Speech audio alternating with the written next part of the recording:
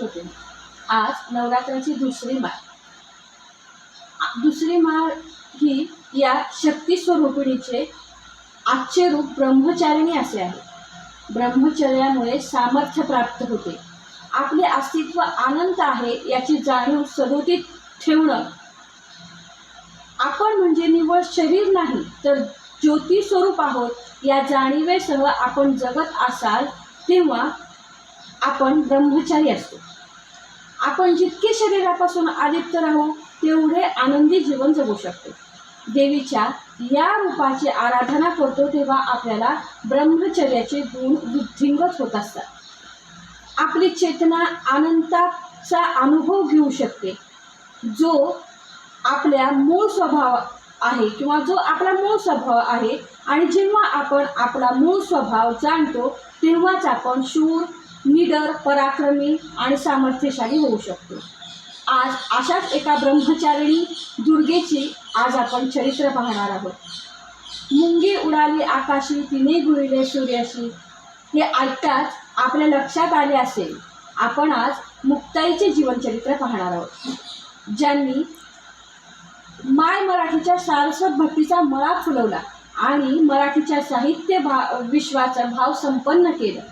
तसेच असामान्य बुद्धिमत्ता लाभली त्या अलौकिक भावंडांच्या वलयात एक रत्न भक्तियोग मार्गात पारंगत असलेल्या ज्ञानेश्वरांची बहीण म्हणजे मुक्ताबाई.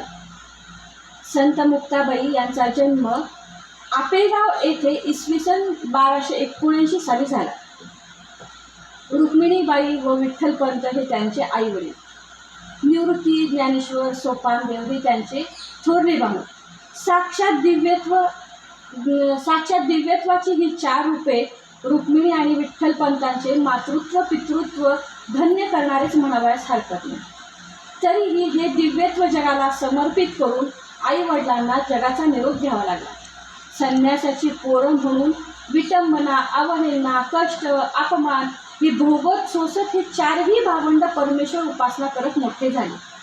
माता पित्यांच्या देहत्यागानंतर या अनन्यसाधारण कुटुंबाचे गृहिणीपदाची जबाबदारी मुक्ताबाईंवर पडली. ती तितक्याच समर्थपणे तिने उचलली आणि विलया पेरलेली हे आपण पाहतो. कौटुंबिक जबाबदाऱ्या पेलत असतानाच स्वतः विद्यासंपन्न होत उपासना भक्ती करत आढळ स्थान प्राप्त केले. मुक्ताईंच्या हातून विश्वोद्धाराचे कार्य घडलेले आहे. योगी चांगदेवांसारख्या मोठ्या तपस्वी तरीही त्यांनी गुरु नसल्यामुळे त्यांना ईश्वर अप्राप्य होते.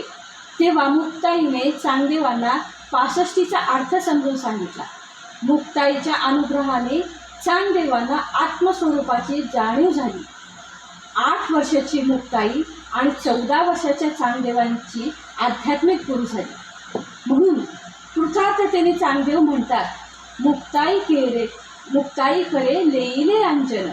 म्हणजे मुक्ताईने झणझणीत अंजन त्यांच्या डोळ्यात घालून पोरा चांगदेव विद्यासंपन्न केला. तसेच विसोबा खेचरांनीही जबरदस्तीने मुक्ताईच्या मांड्यांचा प्रसाद भक्षण केलेला आहे.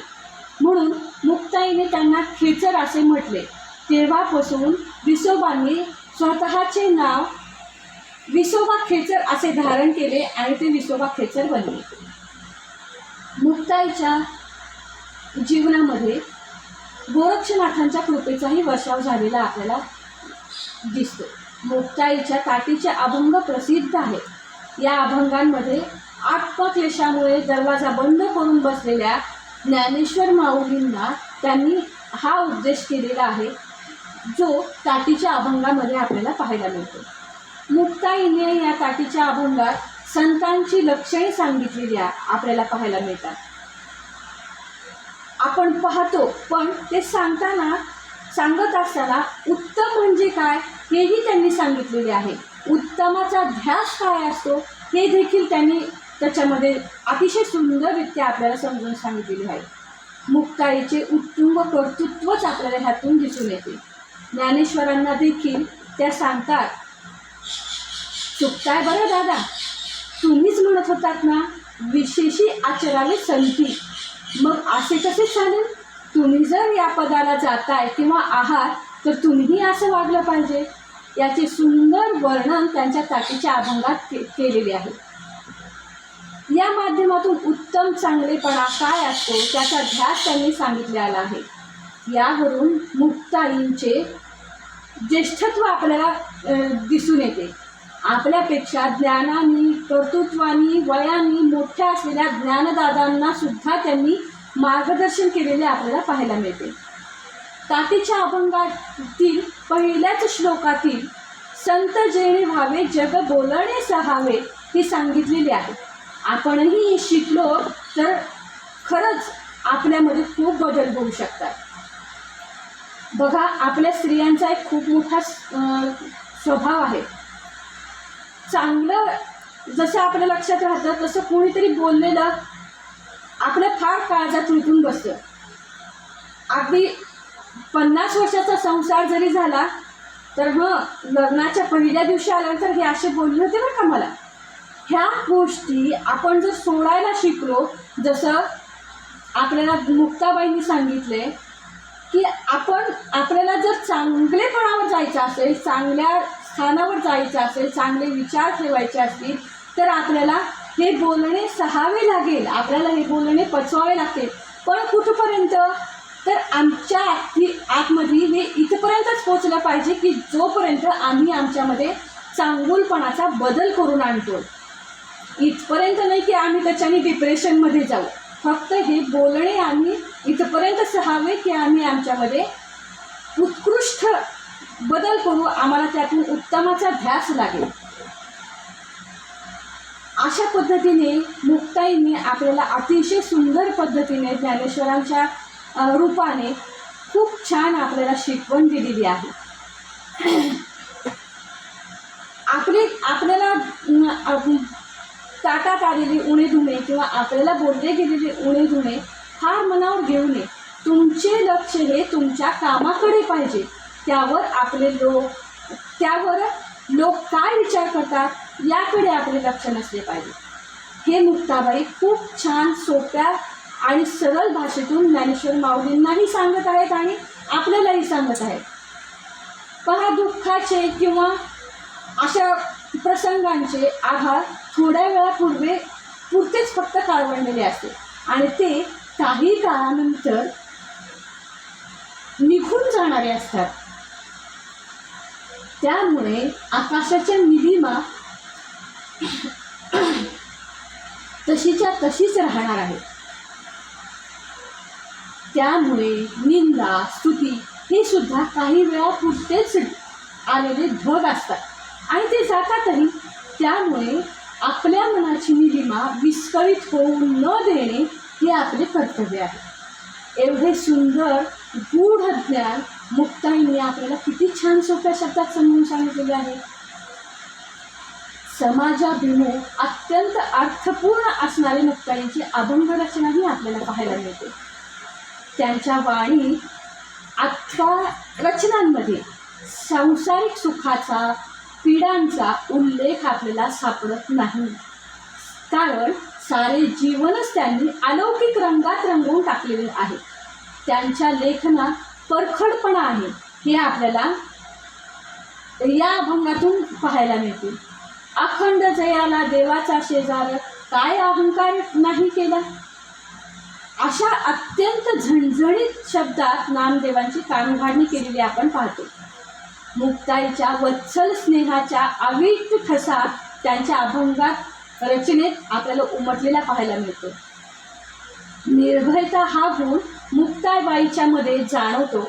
तसाच विवेक तर मुक्ताबाईंच्या मध्ये दृढपणे बसलेला आपल्याला पाहायला मिळतो. म्हणून जेव्हा लोकांकडून वेगवेगळे उपेक्षा, अपमान सहन करत मनातील उद्विग्न भाव व स्थितींवर मात केलेली त्यांनी आपल्याला पाहायला मिळते. मुक्ताबाईचे हळूवार, समंजस, प्रसंगावधानी, उच्च पातळीवरचे व्यक्तिमत्व साकार झालेले आपल्याला दिसून येते. त्यांच्या अभंग रचनेतून विचारांची भव्यता, उत्तुंग कल्पनेचे दिव्यत्व अनुभवायला मिळते. हरिपाठ म्हणजे मुक्ताईचे अनुभव कथनच आहे. ज्ञानेश्वर माऊली, सोपानदेव एकामागं एक समाधी घेतल्या तेव्हा निवृत्तीनाथ आणि मुक्ताई व्याकुळ झाले. मुक्ताबाई अबोल उदास झाली. मुक्ताई महाराष्ट्राच्या उत्तर भागात तापी तीरावर निघून येथे त्यांच्या आल्या. तेव्हा वैशाख वद्य दशमी शके 1219 या दिवशी मोठ्याने वीज कडाडली आणि मुक्ताई विठ्ठलरूप झाल्या. संत ज्ञानदेव महाराजांनी या प्रसंगाचे वर्णन अतिशय सुंदररित्या केलेले आहे. कडाडली वीज निरंजनी तेव्हा मुक्ताबाई गुप्त झाली. वैकुंठी लक्ष घंटा वाजती एक घाई झाली मुक्ताई स्वरूपा साकार. एक प्रहर झाला प्रकाश त्रिभुवनी जीवा निरंजनी गुप्त झाली. गेले निवारून आकाश अभाभूत नाममोठ म्हणे कोठे मुक्ताई. ही मुक्ताई हरवलेल्याचे मुक्ताई अदृश्य झालेल्याचे वर्णन नामदेवांनी अतिशय भावविभोर होऊन केलेले आपल्याला पाहायला मिळते. अशा या मुक्ताईसारख्या दुर्गेचे आदर्श आम्ही आमच्यासमोर ठेवले आणि जीवनाचा एक मार्ग आम्ही स्वतःहून ठरवून घेतला. तर मला नक्कीच वाटतं की हा आदर्श आपल्याला आपल्या आयुष्य उच्च पातळीवर आपले उत्तम ध्येय पूर्ण करण्यावर नक्की आपल्याला त्या मार्गामध्ये उपयोगी पडू शकते. आपण या मुक्ताईच्या आदिमायेच्या रूपाला कोटी कोटी प्रणाम करूया आणि त्यांचे गुण त्यांचे दृढपणा आपल्यामध्ये आणण्याचा प्रयत्न करूया. धन्यवाद.